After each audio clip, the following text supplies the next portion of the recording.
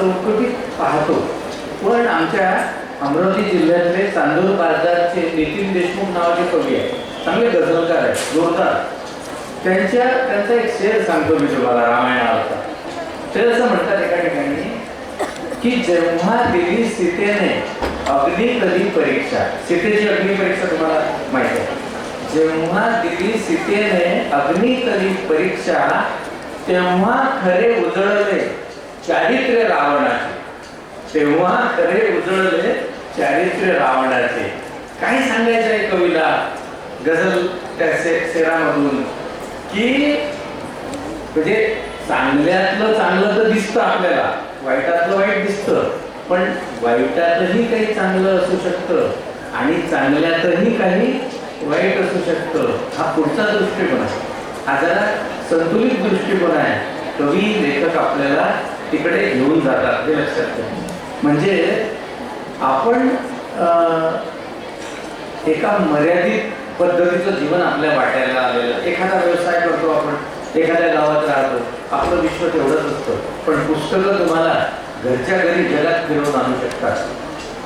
तिकिटाचा खर्च नाही, हॉटेलचं बुकिंग करण्याचं काम नाही. पण तुम्ही पुढच्या वर्षी रस्किन बॉन्ड नावाचा लेखक घेताय, किती त्याचं चरित्र मी वाचलं आणि किती वेगळं जीवन आहे की त्याचे मायबाप इंग्लंडमधले, पण तो भारतात रमला आणि त्याला पुन्हा इंग्लंडमध्ये राहून पाहिलं त्याने, पण त्याचं त्या चमकदमक असलेल्या लंडन शहरामध्ये मन रमलं नाही आणि भारतातल्या आदिवासींमध्ये त्याला राहावंसं वाटतं. का तुम्हाला त्याच्या कथांमध्ये त्याची उत्तरं सापडतील. आता एखाद्या गोष्टीकडे किती दृष्टीनं तुम्ही पाहू शकता हे सुद्धा साहित्य आणि पुस्तकं तुम्हाला शिकवू शकतात. आता एक उदाहरण मी मुद्दाम तुमच्यासमोर कवितेच्या अंगानं जाणारी उदाहरणं घेतो आहे की ताजमहालाचं वर्णन तुम्ही सगळ्यांनी ऐकलं असेल की ताजमहाल खूप सुंदर आहे. त्याच्या पाठीमागची कथा तुम्हाला माहिती आहे. या ताजमहालावर खूप कविता आहेत. शकील बदावी नावाचा एक कवी काय म्हणतो ताजमहालाचं वर्णन करताना की एक शहनशाह ने बनवा के हसी ताजमहल, एक शहनशाह ने, हसी म्हणजे सुंदर हसी, एक शहनशाह ने बनवा के हसी ताजमहल सारी दुनिया को मोहब्बत की निशानी दी है, असं म्हणतो शकील बदावी. एक दृष्टिकोन झाला की त्याला ताजमहाल हा प्रेमाचं प्रतीक वाटतं. पण दुसरा एक कवी आहे साहिर लुधियानी नावाचा, तो असं म्हणतो की एक शहनशाह ने दौलत का सहारा लेकर, एक शहनशाह ने दौलत का सहारा लेकर हम गरीबों की मोहब्बत का उड़ाया है मजाक. त्याला असं वाटतं की ताजमहाल प्रेमाचं प्रतीक नाही, गरिबांच्या प्रेमाची थट्टा आहे. मराठीत पण एक कवी फार मोठा होऊन गेला, कुसुमाग्रज त्या कवीचं नाव, त्यांची पण ताजमहालावर कविता आहे, पण ती मराठीच आहे, त्यामुळे काही आपण वाचत नाही. मातृभाषा पण बऱ्याचदा दुर्लक्ष करतो. आपल्या भाषेत किती सुंदर गोष्टी आहेत. त्यांची कविता अशी आहे ताजमहालावर की ब्रह्मांडाच्या अथांग या कासारी, ग्रह नक्षत्रांची फुलली कमले सारी, भूपद्माच्या या एक पाकळीवरती हा थेंब दवाचा वेगसे विमल रुपेरी. अर्थ सांगतो की मराठीत असल्यामुळे आपल्याला अर्थ कळणार नाही, तो मी तुम्हाला समजून सांगतो की हे संपूर्ण युनिवर्स म्हणजे ब्रह्मांड म्हणजे एक तलाव आहे, सरोवर आहे, बरोबर आहे. पृथ्वी म्हणजे त्या ब्रह्मांड रूपी सरोवरामधलं कमळाचं फूल आहे आणि भारत देश म्हणजे त्या कमळाच्या फुलाची एक पाकळी आहे आणि ताजमहाल म्हणजे त्या पाकळीवर स्वतःच्या सौंदर्यानं विराजमान झालेला दवबिंदूचा एक थेंब आहे. कल्पना शक्ती काय असते. आता पुन्हा ती कविता ऐका की ब्रह्मांडाच्या अथांग या कासारी, ग्रह नक्षत्रांची फुलली कमले सारी, भूपद्माच्या या एक पाकळीवरती हा थेंब दवाचा विलसे विमल रुपेरी. कल्पना शक्ती पहा. एकाच ताजमहाल नावाच्या वास्तूकडे किती दृष्टिकोनातून आपण पाहू शकतो, एकाच गोष्टीचे किती अर्थ लागू शकतात हे आपल्याला साहित्य सांगत असते, हे पुस्तकं सांगत असतात. तुम्ही म्हणाल की नाही आम्ही एका गोष्टीचा एकच अर्थ घेऊ, तुमचं काय म्हणणं आहे? अरे बाबा, एका गोष्टीचा एकच अर्थ घेतला तर बरेच प्रश्न निर्माण होतात. मग काय होतं? मी घेतला तोच अर्थ खरा, मी घेतला तोच अर्थ श्रेष्ठ. मग ते कुठे जातो तो विचार की माझीच जात श्रेष्ठ, मग माझाच धर्म श्रेष्ठ, माझीच भाषा श्रेष्ठ, माझाच पंथ श्रेष्ठ. तर यातून होतात भांडणं. भांडणं कुटुंबातले असू द्या, राज्यातले असू द्या, राजकारणातले असू द्या, संस्थेतले असू द्या, असं मी मुद्दा म्हणत नाही. राष्ट्रीय आंतरराष्ट्रीय पातळीवरचे असू द्या, एक मुद्दा असतो स्वार्थाचा. काहीतरी स्वार्थ असतो कोणाचा तरी त्याच्या मागे, पण नुसतं स्वार्थ नसतो. कधी कधी संवाद होत नाही, एकाचं म्हणणं दुसऱ्याला कळत नाही, स्वार्थही नसतो कधी कधी. मग त्याला विसंवाद म्हणतो आपण, आणि त्यातून गैरसमज होतात. साहित्य ते सगळं तुमच्या लक्षात आणून देतं. आमचे दबी सर, माळवदे सर, तुम्हाला आठवत असेल, दबी सर एक विनोद सांगायचे. दोन बहिऱ्या माणसांची भेट झाली सकाळी सकाळी. दोघे बहिरे, आणि एक जण दुसऱ्याला विचारतो की का हो बाजारात चालले का? दुसरा म्हणतो नाही नाही, मी बाजारात चाललो. पहिला म्हणतो असं असं, मला वाटलं बाजारातच चाललो. म्हणजे इथे काय झालेलं आहे? आणखी एक उदाहरण मी माझ्या विद्यार्थ्यांना द्यायचो की सहज एक शेजारी दुसऱ्याला विचारतो की का हो गहू कसे आणले? गहू कसे आणले? तो म्हणतो पिशवीत आणले. नाही, हा म्हणतो तसं नाही, तसं नाही, कोणत्या भावाला आणले? तो म्हणतो लहान्या भावाला आणले. इथे म्हणजे संवाद कौशल्य, कम्युनिकेशन स्किल हे पुढे आता व्यक्तिमत्व विकासामध्ये खूप महत्वाचं आहे. तर विसंवाद टाळण्याचं काम सुद्धा पुस्तकं करू शकतात. आणि शेवटी काय होतं की जेव्हा मग अशा समस्या निर्माण होतात, तर मग संस्था असो, कुटुंब असो, समाज असो, गाव असो, त्या ठिकाणची शांतता भंग पावते, सद्भाव नष्ट होतो, आणि मग गैरसमज, द्वेष, आणि मग त्यातून पुढे दंगली, मारामाऱ्या, युद्ध. आताही आपण युद्ध अनुभवत आहोत. युक्रेन आणि रशिया असो, गाझापट्टीतलं पॅलेस्टाईन आणि इस्रायलचं युद्ध असो, युद्धातून कोणतेच प्रश्न कधी सुटलेले नाही, सुटणार नाही. भांडणातून कधीच कोणते प्रश्न सुटलेले नाही आणि सुटणार सुद्धा नाही. आणि म्हणून तुमच्या लक्षात येईल की पुस्तकं, मला या बाबतीत असं वाटतं की पुस्तकं समाजामध्ये शांतता आणि सद्भाव निर्माण करण्याचं काम चांगलं करू शकतात. तुम्ही पहा, साने गुरुजींचा विषय तुम्ही ठेवला, खूप महत्वाचा लेखक आहे. आणि नुसतं साने गुरुजीची म्हणजे श्यामची आई पुरतं मर्यादित लेखक नाही आहे.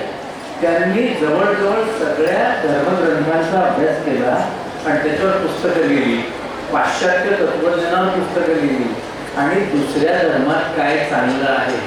विनोबा भावे दुसरं उदाहरण की दुसऱ्याही धर्मात काही चांगलं आहे, आपल्या धर्मात तर आहे, आपल्याला आपला धर्म तर प्रिय राहणारच आहे, पण दुसऱ्याही धर्मातल्या चांगल्या गोष्टी पाहायला शिकलं पाहिजे.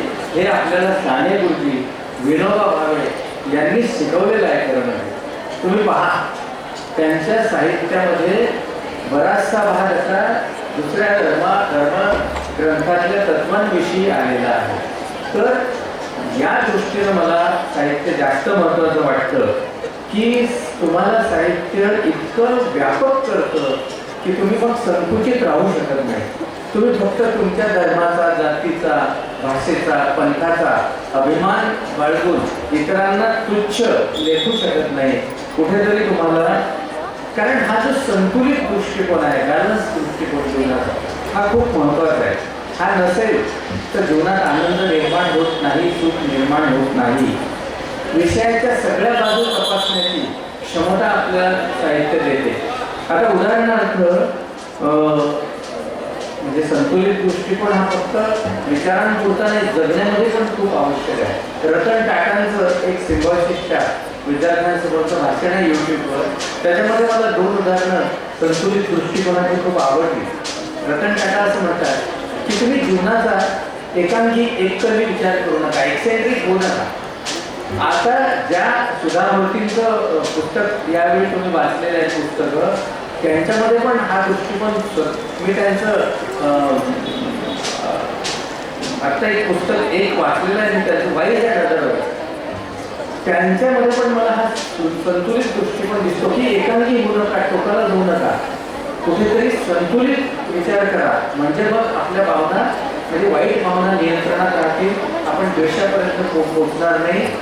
मला हा संतुलित दृष्टिकोन कसा महत्त्वाचा वाटतो, रतन टाटांनी जे उदाहरण दिलेलं आहे ते मला तुमच्यासमोर मांडावं असं वाटतं की काही लोक जो पैसा कमवण्याच्या मागे लागतात, मग ते तब्येत खराब करून घेतील, संबंध बिघडवून टाकतील आणि अनैतिक सुद्धा वागतील, भ्रष्टाचार सुद्धा करतील.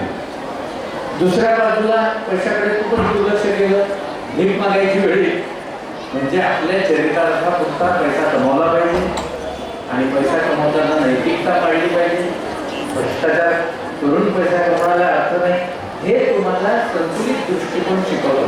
रतन टाटांचं वाक्य असं आहे की तुम्ही समजा ज्या दिवशी त्या कंपनीमधलं सर्वोच्च प्रमोशन तुम्हाला मिळालेलं आहे, तुमच्या करिअरमधलं सगळ्यात मोठं पद तुम्हाला मिळालेलं आहे, त्याच दिवशी जर तुमच्या पत्नीनं घटस्फोटाचा अर्ज दाखल केला असेल तर त्या प्लेसमेंटला, त्या प्रमोशनला काय अर्थ आहे. दुसरं उदाहरण रतन टाटा असं देतात की ज्या दिवशी स्वप्नात एक कार तुमच्या बंगल्याच्या दाराशी उभी आहे, ड्रीम कार, आजच्या जेनजी पिढीची भाषा जरा बोलायची तर ड्रीम कार, किंवा ही कार घ्यायची आहे, स्कोडा वगैरे काय काय BMW, ज्या दिवशी अशी कार तुमच्या दाराशी उभी आहे त्याच दिवशी तुमच्या पाठीच्या मणक्याचं मेजर ऑपरेशन ठरलं असेल तर त्या कारला काय किंमत आहे. म्हणून हे संतुलित पद्धतीने जीवन जगता येणं हे महत्त्वाचं. त्याच्यामध्ये पुस्तकं खूप मदत करतात आणि त्या दृष्टीनं सुद्धा आपल्याला या वाचनाकडे बघता येईल. खरं म्हणजे माझ्याकडे बरंचसं आहे बोलण्यासारखं, पण मी 40 मिनिटाच्या वेळात माझं भाषण बसवतो आणि शेवटी युनेस्कोच्या सनदेमध्ये घटनेमध्ये पुस्तकाची एक सनद आहे, पुस्तकाविषयी त्या ठिकाणी काही लिहिलेलं आहे. शेवटचाच मुद्दा आहे माझा. मी दिलेल्या 40 मिनिटात भाषण संपवणारा बघताय, काळजी करू नका. आणि आता बस 31 मिनिटं राहिलेले आहे. तर युनेस्कोच्या घटनेमध्ये पुस्तकाची सनद आहे आणि तिथलं वाक्य सांगून मी थांबतो की युद्धाची सुरुवात ही माणसांच्या मनात होत असते. महत्त्वाचं वाक्य आहे, युद्धाची सुरुवात ही माणसाच्या मनात होत असते. त्यामुळे शांततेची संरक्षण यंत्रणा जी आहे ती माणसांच्या मनातच उभारली पाहिजे आणि जगामध्ये मैत्री आणि सद्भावाचे वातावरण निर्माण करणारी पुस्तकं शांततेची एक प्रमुख संरक्षण यंत्रणा आहे. मिलोराद पाविनच्या वाक्याने आपण समारोप करूया.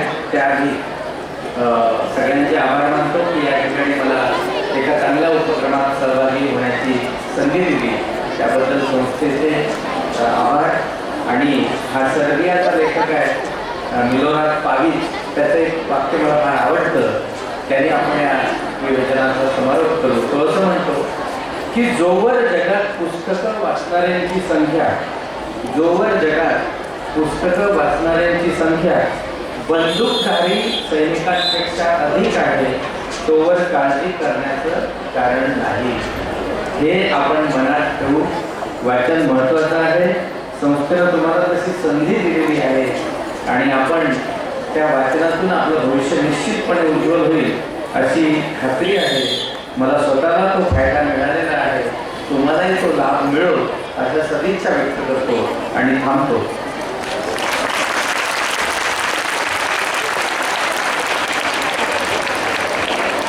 खूप खूप धन्यवाद सर.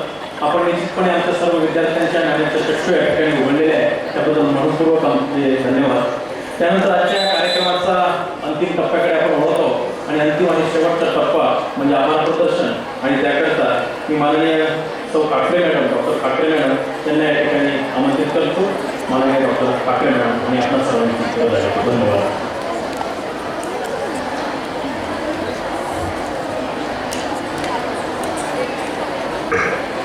शब्दफुलांनी त्यांनी भरभरून दिलं, आम्ही आभारलो आमची चोळी, ऋणात त्यांच्या सदैव राहू द्या शेवटी आभाराच्या चार ओळी. सर्वप्रथम मी कैलासवासी भैयासाहेब काळे यांच्या प्रतिमेसाठी अभिवादन करते.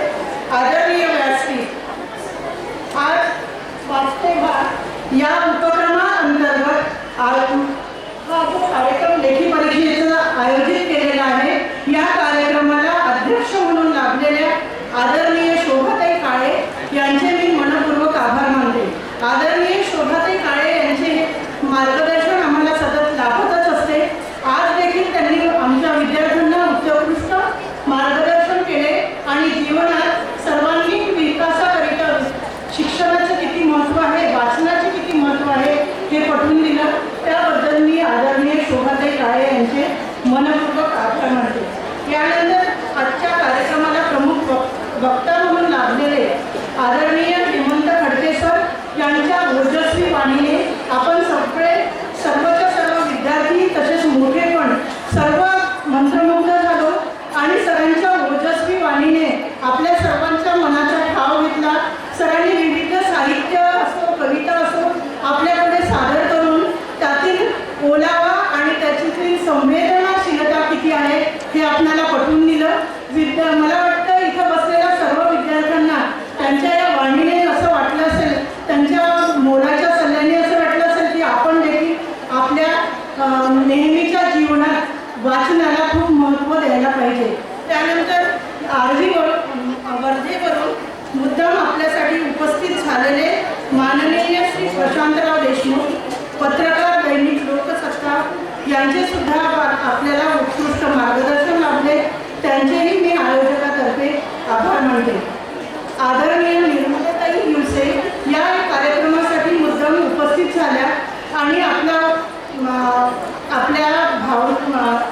आनंद द्विगुणित केला, त्याबद्दल मी त्यांचेही आभार मानते.